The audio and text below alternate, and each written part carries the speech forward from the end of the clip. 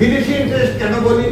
এই সরকারের ভিতরে 17 জন আছে বিদেশি নাগরিক এবং প্রবাসী, অর্থাৎ এই সরকারের নাম দিয়েছি আমি আন্তর্জাতিক সরকার। সুতরাং আন্তর্জাতিক ইন্টারেস্টেই এই কাজটা করা।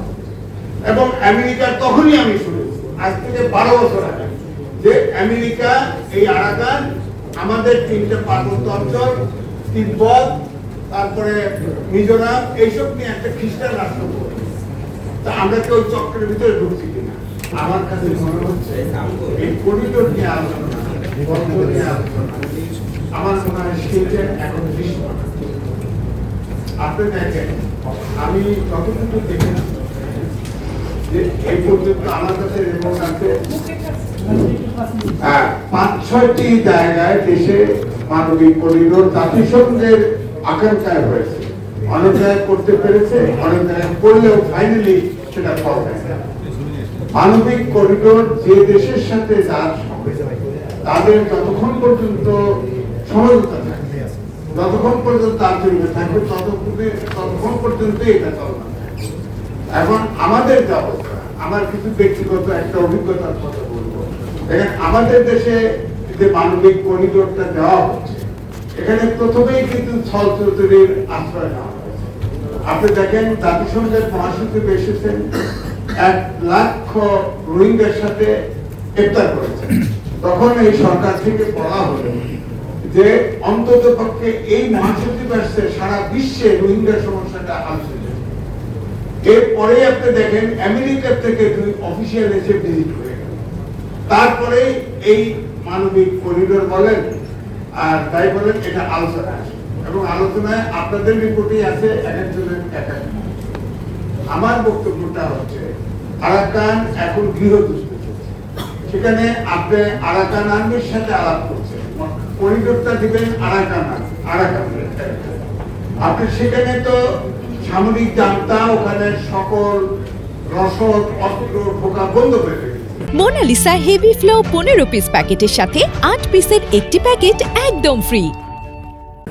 আপনি সেখানে দিচ্ছেন এবং মায়ানমার থেকেও আমাদের সরকারকে লিখিত আপত্তি দিয়েছে, তার সত্ত্বেও আপনি করিডোর দিচ্ছেন।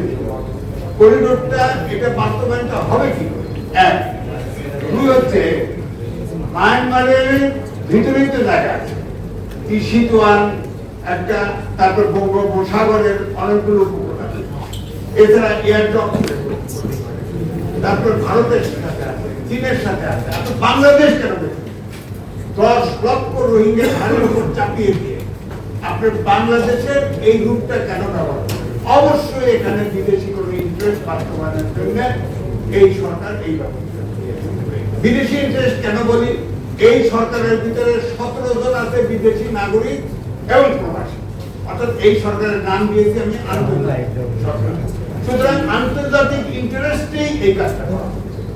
আর আমার ব্যক্তিগত হচ্ছে, আমি ইন্ডিপেন্ডেন্টে যখন ছিলাম, আমার কিন্তু ভার্চুয়ালি অ্যাসাইনমেন্ট তো বলতে পারেন, অ্যাসাইনমেন্ট ট্রান্সফার পোস্টিংও বলতাম।